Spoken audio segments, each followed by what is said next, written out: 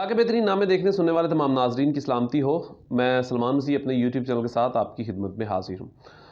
नाजरीन, अदम एतमाद का मौसम है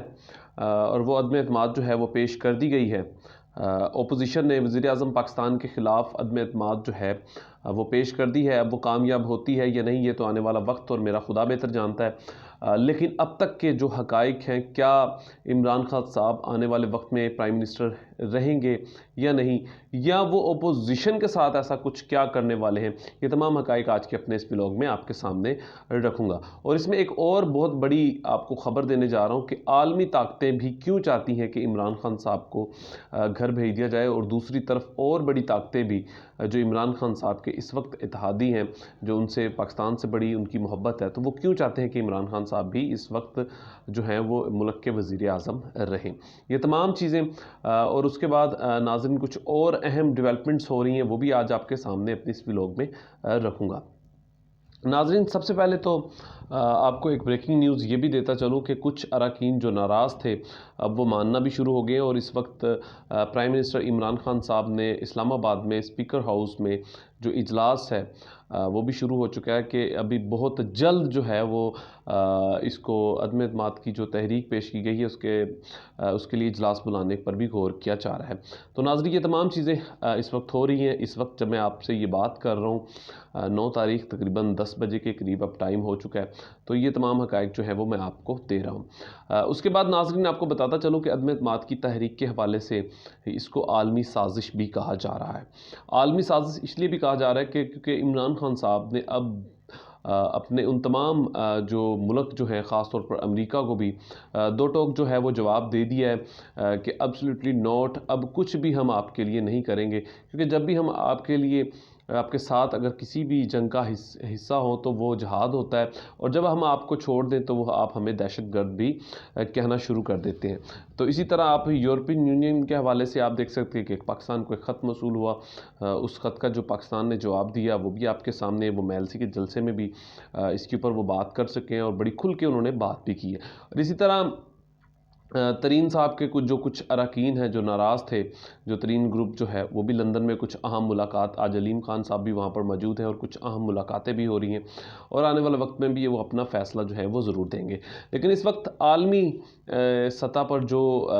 एक और काम किया जा रहा है इमरान खान साहब को गिराने के लिए, ख़ास तौर पर अमेरिका की जानिब से भी, तो दूसरी तरफ आप देख सकते हैं कि चीन भी अब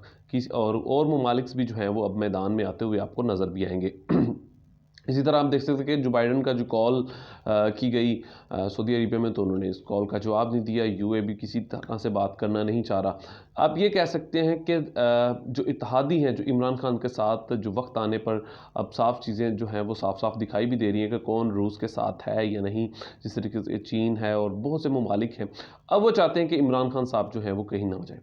तो अब ज़ाहिर है कि पहले किसी भी छोटे ममालिक में या जो कमज़ोर मुल्क जिसकी मईशत बहुत कमज़ोर हो, तो उसके फ़ैसले अक्सर जो है वो अमेरिका ही करता था, और दूसरे जो ऑप्शन है वो इस्टेब्लिशमेंट का आता है। तो आप ये कह सकते हैं कि आलमी ताकतें भी जो हैं, जो अमेरिका के साथ टक्कर ले सकती हैं, तो वो भी चाहते हैं कि इमरान खान साहब अब कहीं ना जाए। तो इसलिए ये अब जंग का भी आगाज़ जो हो चुका है, और ये आने वाले वक्त में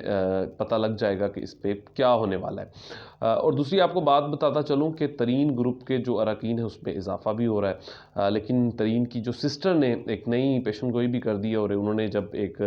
सोशल मीडिया के चैनल को अपना बयान रिकॉर्ड किया या उनसे गुफ्तगू की, तो उन्होंने कहा कि कुछ भी कर लें, तरीन कभी भी ऐसे चोरों के साथ नहीं मिलेगा, और यही अल्फाज जो हैं इमरान खान साहब के भी हैं। आप ये कह सकते हैं कि आने वाले वक्त में तरीन साहब भी किसी न किसी तरीके से इमरान खान साहब को सहारा